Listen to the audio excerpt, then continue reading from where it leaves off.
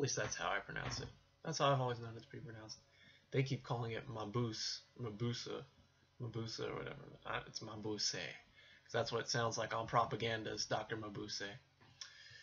Which is the main reason why I've been wanting to hear this, see this film, because, propaganda did a, song, and their music video was, like, stylized like Fritz Lang's direction and all that, the black and white and all that. So I've been dying to see this, just because, to see if I can see any inspiration, and I can see a little bit of it. I think more of it, some of it may also be in Dr. Mabuse, the Gambler. But anyway, hello there, Nate Jackson, Criterion Collection Viewer Guy here, number 231, Fritz Lang's The Testament of Dr. Mabuse. This is the second disc right here. Yeah, I wasn't able to get the first disc, but thankfully, I believe all the supplements are on this one, and I was able to find it on YouTube, as well as Hulu. And but yeah, so I was able to find the movie, so watched it. Pretty cool movie. A little confusing at times. Very, very, very plot-driven. Very crazy kind of thing. But not a bad film. This is our second Fritz Lang film. Yeah, our second after M, first season 1. And the only other one we have is I think the only other one we have is Ministry of Fear, which won't be till season 6 or not season 7.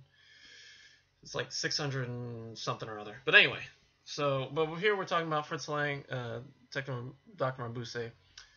121 minutes, black and white, German, and all that stuff. So let me tell you about this film, as much as I can summarize.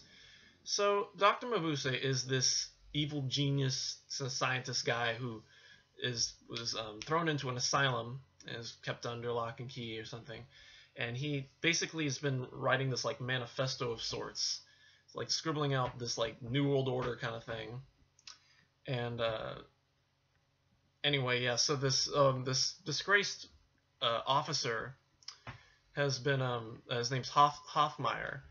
He's running away from these criminals, and he calls his former boss, Inspector Lohman, and tells him that I found these criminals, and I know who it is. And before he can tell, the lights go out, and the shots are fired, and Hoffmeister survives. However, he is left like basically insane.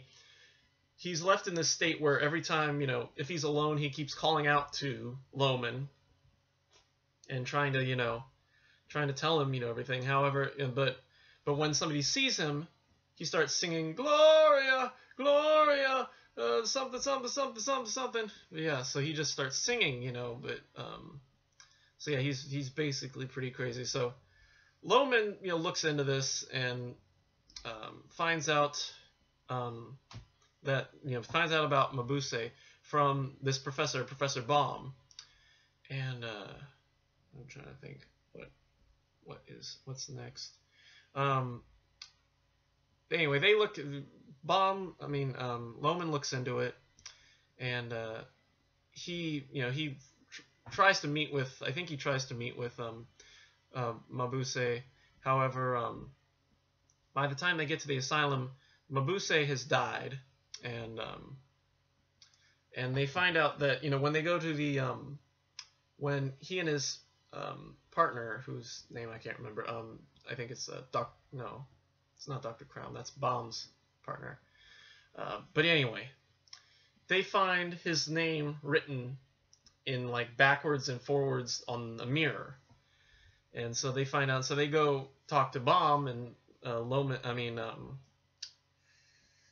Mabuse is dead, and so they questions him about it, and it's obvious that like Baum is quick to defend Mabuse's actions and words.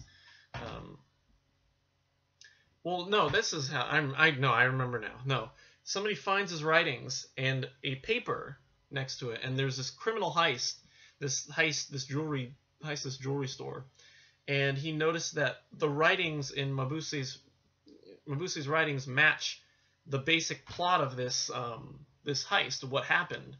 And so the inspector's tipped off, and so he's on the case basically. Meanwhile, this gang that I guess was tracing Hoffmeister in the beginning.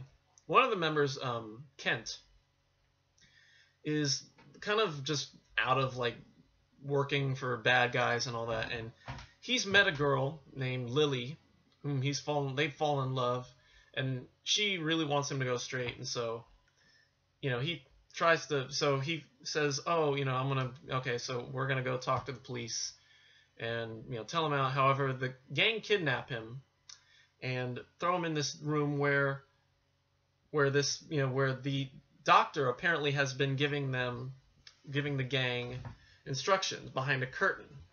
However, and so he tells them, look, I'm not going to have this anymore from you. It's death. And so Kent is like, tears back the curtain and finds out that it's just a silhouette. And it's just what's been speaking is through a recording. And he's been told that there's a time bomb in the room. So he's locked up. And he and Lily, try to find the time bomb, but can't. And so what they do is they find a door, but it's covered in cement. So what they do is flood the room so that when the bomb explodes, it'll absorb, the explosion will be absorbed a little bit by the water, and it blows a hole in the ceiling, and they're able to get out. Meanwhile, Lohman has basically trapped the bad guys in their apartment, traced the bad guys down to their apartment, and he arrests them. Kent shows up and confesses to Lohman and tells him, and while all this is happening, Baum is studying his writings, and Mabuse's ghost haunts him. And at one point, and it's aware that Baum is like behind everything, becomes more or less obsessed with Mabuse, whether or not it is actually through his writings or through his actual spirit. So Baum becomes the bad guy, basically. Let's see, I'm trying to think what is next. So when Kent and Lily show up with Baum, show up with Lohman, when Baum sees them, he acts surprised. And that's what really tips off Lohman, because it's like, oh, wait, you know this guy, don't you? Why are you so surprised? Like, oh, you wouldn't be surprised if you weren't trying to kill him off. And then, and so anyway, so they find out that Baum is going to blow up this plant. And so they get there, and it's too late. The bomb went off. The plant is in flames. They find Baum there waiting for, they find Baum watching the thing. They go after him. They chase him back to the asylum where Hoffmeister's locked up, and he opens the door, and Baum steps in and says, "Allow me to introduce myself. My name is Mabuse, Dr. Mabuse." Hoffmeister suddenly realizes that, his shock is over. And just as Baum is going to kill Hoffmeister, Lohman gets there, and, Lohman and Kent get there, and they hold him back and have him arrested and committed, basically. Lohman and Hoffmeister says, "Professor, Inspector, this is he's gonna do it. His name is Mabuse." He's like, I know. And the final scene is basically Baum sitting in his cell, tearing up Mabuse's writings, and Lohman just says, that's all we can do. There's nothing more that justice can do, and it just shows him silently tearing up these things, and that's about it. That wasn't a great summary of the movie, but it's the best I could do with as much as I can understand from it. So yeah, it's not a bad film. It's really confusing and a bit overly long. I think you could have cut it down to maybe 100 minutes, maybe hour 40 minutes, hour 30 minutes. But in this, when you look at the edited versions, which we'll get to in a minute, obviously this is the definitive version, the actual German version. So there you go. So let's see. We'll leave it at that. We'll call it. Give it a B+. Not bad. a little long, confusing, but yeah. So that's the movie. Now supplements. Now I don't know if there's anything on the first disc. There might have been trailers or anything, but the second disc has the majority of them. And since I don't have the DVD with me, I just pop this sucker into my PS3, and I'm gonna read you what they are, and I'll just give you a quick summary of what I just saw because I can't remember shit. Okay, so the first thing we have is Le Testament du Dr. Mabuse, which is the French-produced version. Back then, you know, it was easier. I guess production teams found it, for some reason, easier to just produce a new version of the film in the foreign languages rather than overdub all the dialogue. And that's what they did. A lot of the actors were replaced, but there were a couple actors, like the actor who played Hoffmeister.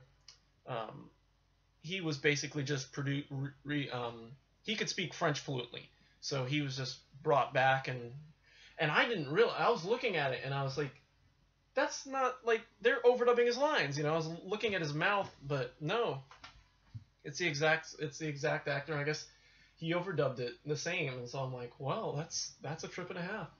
I mean, he didn't overdub it. He's sitting right there, you know, speaking French. That's his voice and all that. So that was pretty dope. It's about a half hour shorter. They cut out a lot of the subplot with Kent and Lily, their love interest. But yeah, no, it's not a bad French, you know, adaptation of it. And what else we got? For example, Fritz Lang, which is a interview with Fritz Lang from 1964, where he talks about working in films, a couple of his films, and the last bit of it is basically dedicated to the trouble he had with Dr. Mabuse, because it was produced during Hitler's reign, and the, you know, Goebbels, you know, basically told him, dude, I'm banning this, you know. They originally wanted him to, you know, they offered him the position of, like, head film producer of all of German's films or something like that. But they were quick to tell him, but however, you're going to have to make films the way we want you to, you know. And they said that, you know, the ending of Dr. Mabuse was not right. They said that Fritz Lang said that he was told that the ending, he should have been killed. The bomb should have been killed in revenge from the people, you know, in revenge for what he did, for his crimes, versus, you know, him just going crazy, you know. And that's really dark. That's really freaking dark. That, you know, and then that kind of sums up the, you know, the Nazis. You know, they were so concerned with death, you know, versus you know, anything else. So yeah, so it was a really interesting direct interview with Lang. Really cool director. I mean, I wish we had more of his stuff in the Criterion collection, but, you know, maybe someday, you know. What else is this? Oh, Mabuse in Mind. It's a director, an interview with Rudolf Schundler, who played Hardy, one of the gangsters, and it just talks about his roles in different films. And let's see what else. Norbert Jacques, Mabuse's creator, he was the author of the Dr. Mabuse novels. It's a short little, you know, feature about his life and him and his writing and how they relate to the films, and how the films basically really boosted the popularity of the novels. And the Three Faces of Dr. Mabuse, which is basically a white guy talking about the comparisons between the German movie, the French movie, and the American dubbed version, which was produced in the 50s. And it was annoying. It was pretty stupid. Because, yeah. Production designs, and yeah, there's some sketches of things like that. Memorabilia and stills, posters, stills from, and publicity shots from Das Testament des Dr. Mabuse and Le Testament du Dr. Mabuse, and the German press books, and that's about it. So, that's all from me on that. That's all that Dr. Mabuse wrote. And yeah, yeah, it's B+. Great movie. Not sure if I'll probably get it. It's not a bad one. I believe it's still in print. So, Dr. Mabuse, you rock. Right on. So, and I wish Criterion get on to releasing more Lang, because I want to see more Lang. But for now, that's it from me today. That's it for this week. Next week, we got the Floating Weeds on Monday.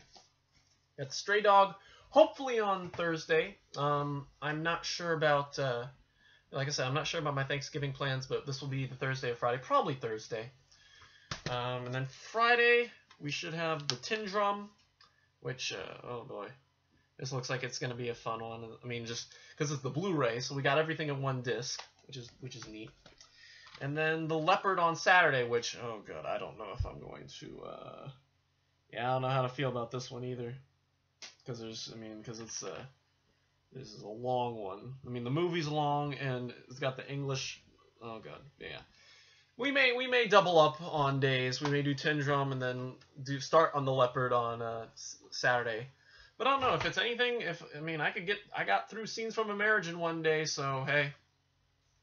Like I said, maybe I'll cut the American release and just, although they cut things.